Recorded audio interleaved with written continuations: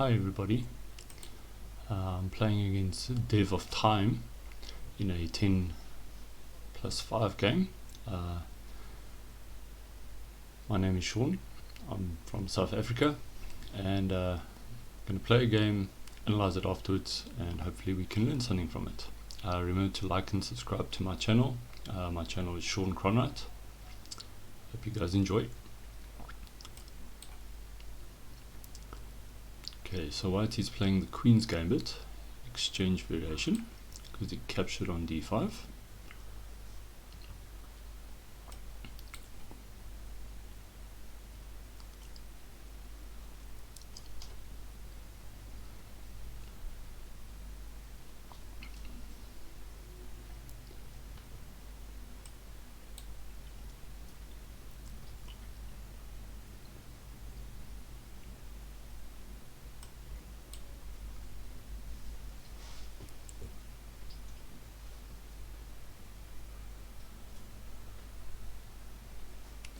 Sorry about the background noises. I live in a block of flats, so I've got kids running around in the back, my mom listening to TV in the background, and my stomach growling sometimes because I'm hungry. Just joking. Anyways, again, I apologize for the background noises. Okay, let's focus. Alright, so far the game's pretty normal. White's just trying to develop his bishop, I think. I'll do the same by just castling. Alright, so he's gone bishop there. Now I'm actually wondering if I can't play my bishop here.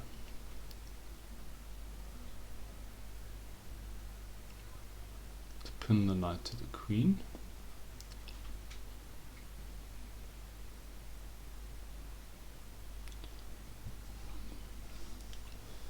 This is known as the Colesberg pawn structure. When you play the structure, you should actually know what you're doing.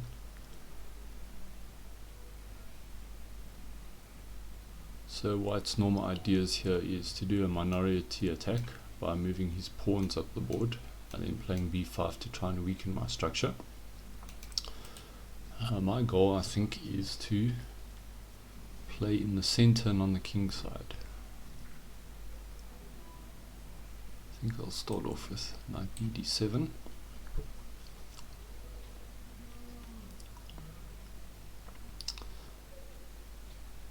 And now I'll play rook e8. The idea is to have this half open file for the rook, and then also to move a knight to f8, giving extra support there. The knight can also go to g6.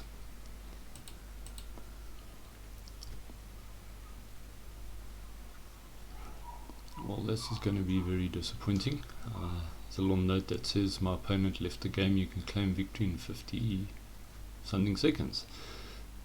Hopefully that's not the case, because I want to play a game. Don't mind me, I'm eating popcorn, so as you can see I'm not hungry.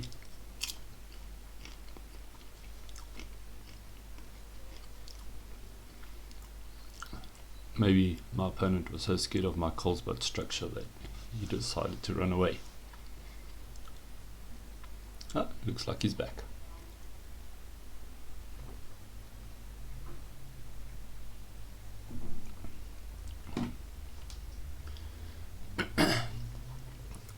So also after I move my knight here, the bishop can potentially maybe come out somewhere. Okay, so I think he's maybe aiming for e4 now. e4, pawn takes, knight takes, knight takes, bishop takes. If I play my bishop away,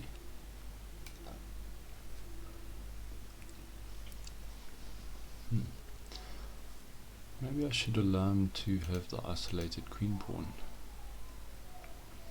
Also, if I reroute my knight this way, I'm attacking this bishop, which will be loose if he plays this pawn to e4.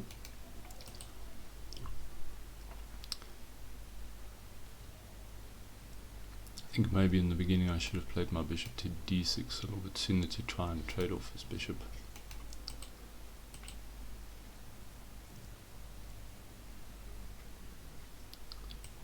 Okay, let's go with knight f8.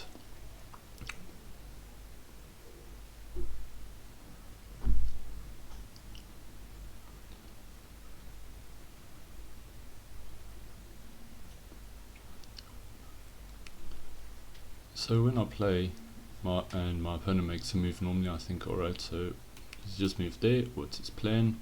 He's putting a battery on this line. This pawn is more than enough defended, so I'm not too worried. And then I think about 3 moves. So the moves I'm thinking about now is knight g6, bishop d6, and maybe bishop g4.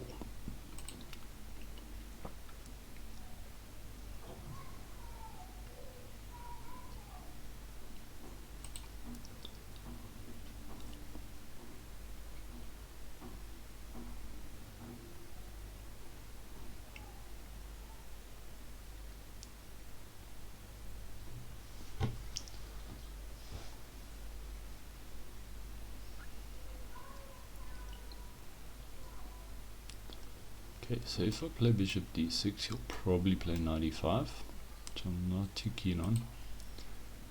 So I'm going to go with knight g6, bishop g4 again. The problem is knight e5. So knight g6.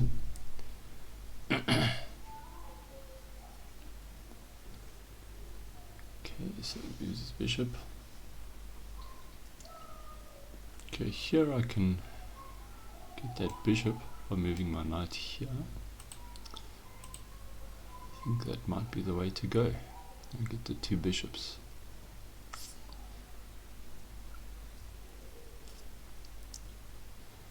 Also looking at bishop d6.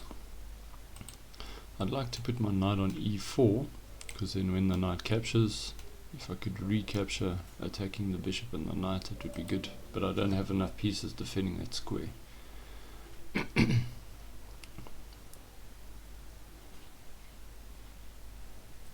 So I think I'm going to try and trade this guy off. This is probably my best option.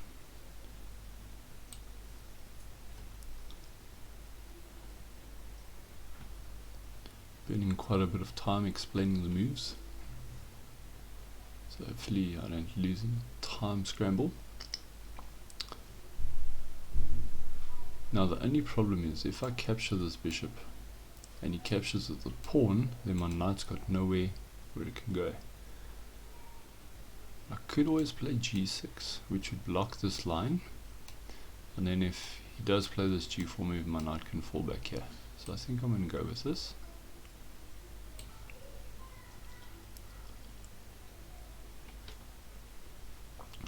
Took with the knight. Okay, so I can just simply bring my knight back. That's my first option. Second option is bishop d6. Excuse me, which just attacks the knight twice. And then he's got to do something about his knight. So I'm leaning towards that because it's slightly more aggressive. And there's no other moves that are really jumping out at me. Okay, so my opponent is threatening this. I think he missed that on the last move. Instead of playing his knight here, he should have just taken the pawn as check. And he would have been much better. So I've got to play this move.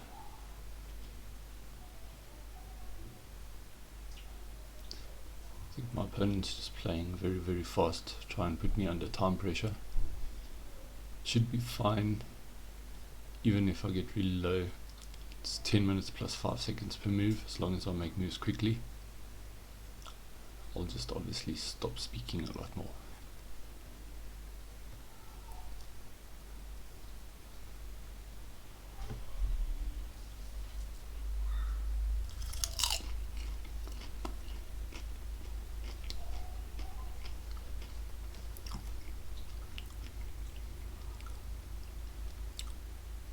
Okay, so maybe he wants to take here.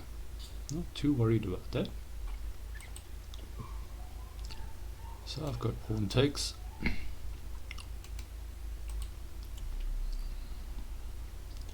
Got bishop there.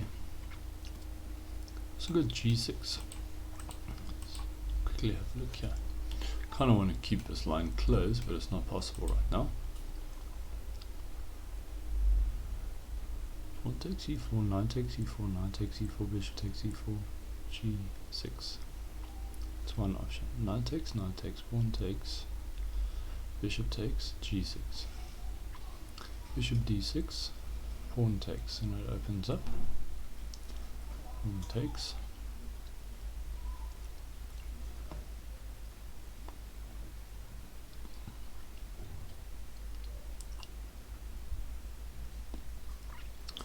Here I believe I've got this little interesting move.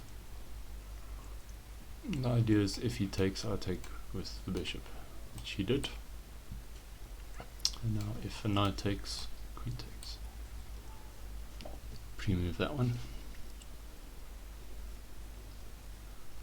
If he doesn't take, I've just got a very strong bishop on this line.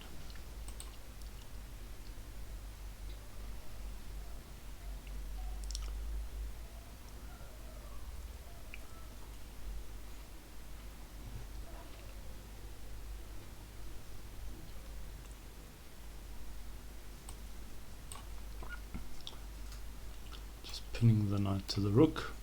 I actually really like my bishop here. So now the question is, if I move this bishop, then he can take my bishop. Which I don't really want. I'd love to move my bishop here, but then he can take, and then I've got to have an isolated queen pawn.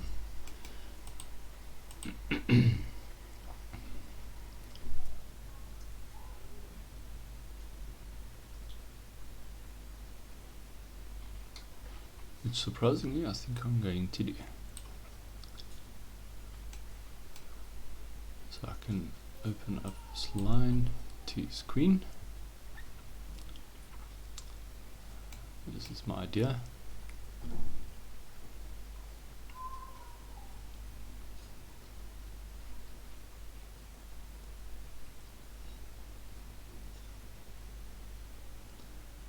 Very symmetrical position. We both have isolated queen pawn positions.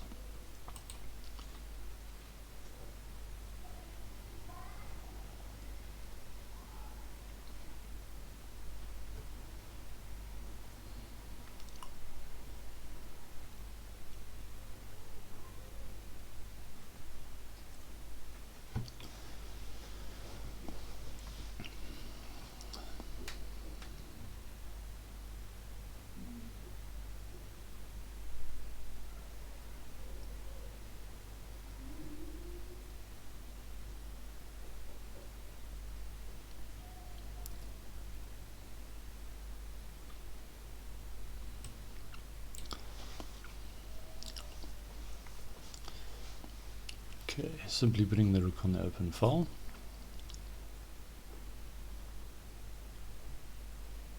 Now that move surprises me quite a lot.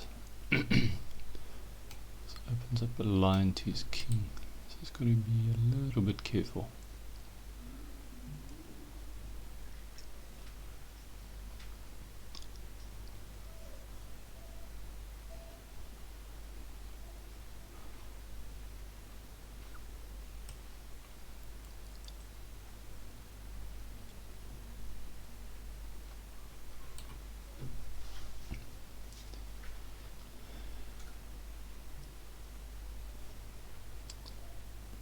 Okay, if I go quiet, I'm sorry. I've only got 1 minute 26 seconds left, whereas he's got like 8 minutes. I'll explain my thoughts after the game.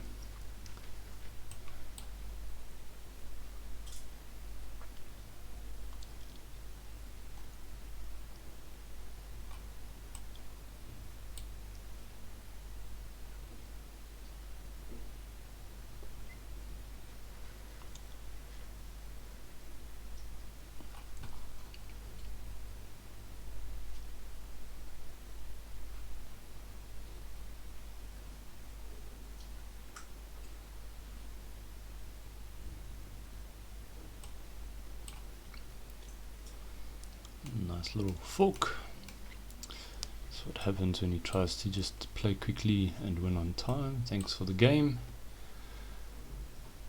That that was quite interesting. My opponent just fell apart there towards the end, which was very, very strange. Let's analyze the game quickly.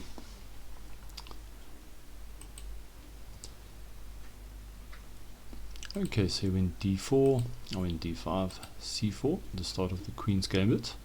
My idea normally here is to play the turret defense, starting with e6, followed by c5. The idea is to get an isolated queen pawn position. This gives me attacking chances because my pieces are very active. On the downside is long term I've got a isolated queen pawn, which is a weakness right till the end of the game. And if my opponent can swap off pieces, then he'll win the game. So e6 is a normal move, and then white played pawn takes d5. Now this is the start of the Queen's Gambit exchange variation. So what white does is he tries to clarify the central position and then just develops normally. Pawn takes, knight c3, knight f6, knight f3. Now here I could potentially probably also play c5 like a turret defense, but it's not necessary in this position if you don't want to play it. Bishop e7 is normal. I think bishop d6 is also probably an even better move. Oops. Okay.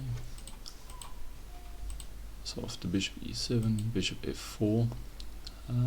Slightly more normal in this position is to play bishop g5.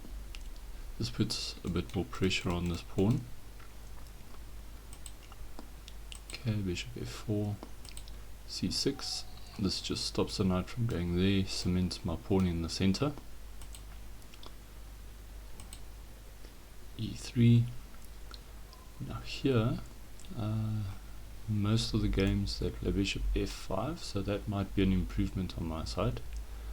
I have to be honest, even though I can develop this bishop here, I don't enjoy doing it because of this move queen b3. So let's just see, for example, bishop f5, what is the follow-up? Oh, they just play bishop d3, interesting. And I wonder what we do if the queen does go to e3. Let's just quickly put the engine on. Queen b3, then we play queen b6 with that type of position. Okay, interesting enough.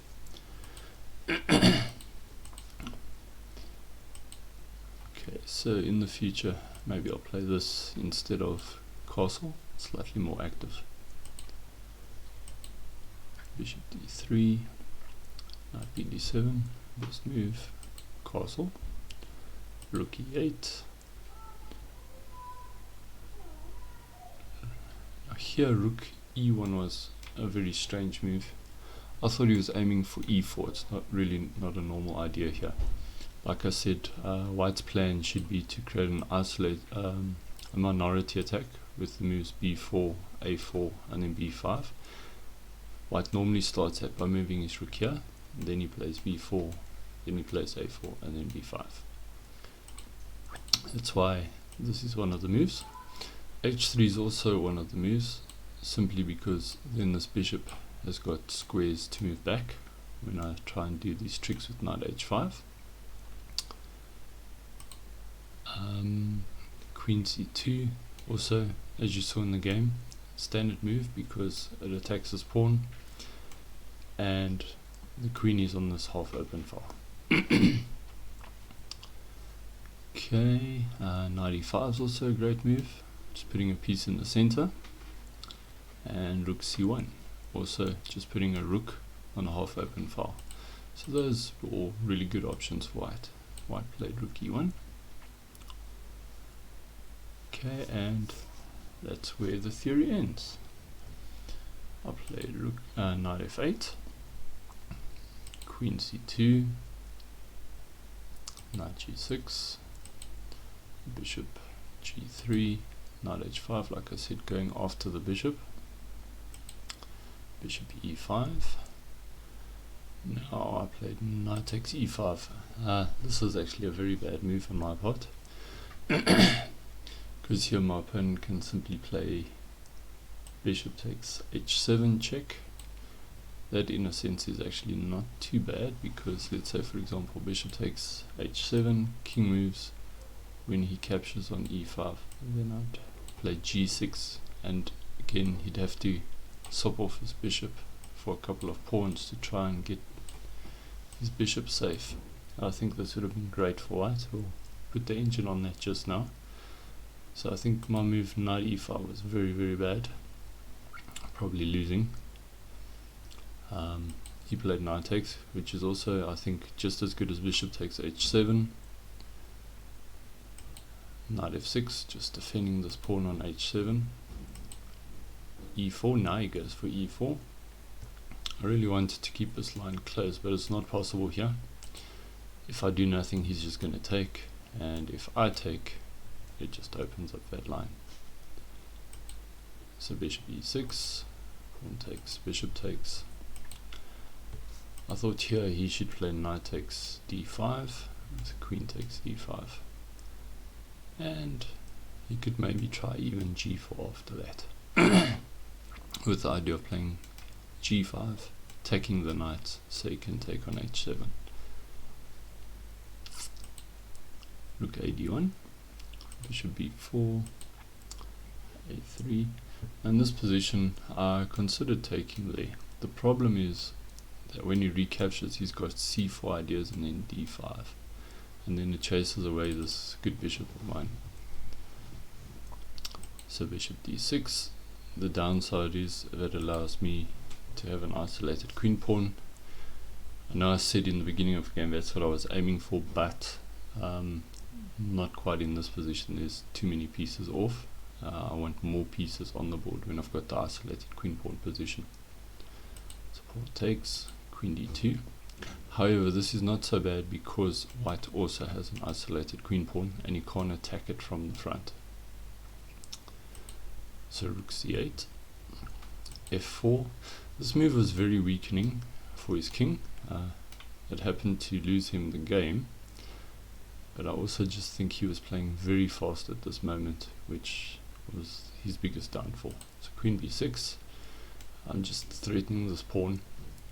It's very easy to defend it. You could just move the bishop down there, maybe that would be a good idea. Could even move the queen to f2, just blocking this diagonal. But he played rook c1, and now his game just starts falling apart. Queen takes d4 check,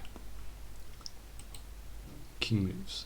Now he'd love to play bishop takes h7 check with a discovered attack on my queen, winning my queen, but I'll block that line, and also I'm aiming for this weak square on c2.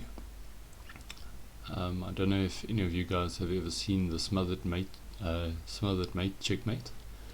The idea is often with the queen on this line and the knight on g4 or e4 going on f2, and that's what I was aiming for here. I'm threatening the queen now. The queen really needs to stay on this rank over here. As soon as he moves back, he's in big trouble, which is what happened. Okay, not only does this lose the queen, it just loses the whole game, simply because that square is no longer defended. So knight f2, forking the king and the queen. King moves to g1. Knight takes queen with check, so you can't even take my knight. Now he's got two options. He can either move there or there. He opted for the bad one, king f1. They were both very bad, and I have checkmate on f2. The other option after knight takes queen was king h1. Then I've got knight f2 check yet again, king g1. Now the smothered mate idea would work as follows: knight h3, double check by the knight and the queen. We know if a king moves to f1, then queen f2 is checkmate, so the king would have to move to h1. Then black plays the beautiful move, queen g1 check. The only way to get out of check is to capture the queen, and then black can play knight f2 check and mate, smothering the king his own forces are stopping him from moving, and thus black could win the game. So I think he really fell apart there towards the end. Let's just put on the engine quickly to see what was the best moves to go. Okay, so after knight f8, played queen c2, it's still even. Knight g6 is fine. Bishop g3, knight h5, surprisingly the best move. Bishop e5, and now I should have just developed my bishop. Let's see if my knight takes e5 really was such a bad move. I think it was. Let's have a look. Yep, really a bad move. He can play bishop takes h7, and then he's +2, which should win him the game. So for example, bishop takes h7, king h8, knight takes e5, and then rook f8 to stop him from taking there, and then the bishop can just move away. And white's got a very, very good game. My king's open, my knight's out of bounds. Not good. Okay, so this was really a bad move. Luckily my opponent didn't punish me for that. He played knight takes e5. Now the position's about equal again. Played knight f6, defending e4, bishop e6, pawn takes, bishop takes, rook a to d1, bishop b4, a3, bishop d6, surprisingly the best move, knight takes, pawn takes, queen d2, rook c8, f4, queen b6, still pretty much even. Like I said, the bishop could have just moved to b1 to defend this pawn on d4, but he played rook c1. This is definitely the losing move. Now it's -3 for me. So queen takes d4 check, king h1, very, very bad move, knight e4, queen d1, and checkmate in 4, as you guys can see. Knight f2 check, king g1, and I should actually not even take the queen. I should do the smothered mate idea. Okay, doesn't really matter because he did actually get mated faster with this. So there were two very interesting, important points in this game. One was when I played knight takes e5. This was a bad losing move. My opponent could have punished me with bishop takes h7. So you're always got to be careful of this attack on your h7 pawn. And the second part that was also very interesting, or where my opponent played quite badly, was in this position after queen b6. Simply, I'm threatening the pawn. He can just defend it.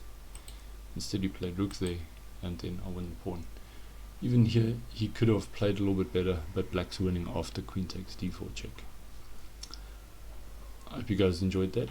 Please like and subscribe my videos, and see you guys for another game shortly. Thanks, bye.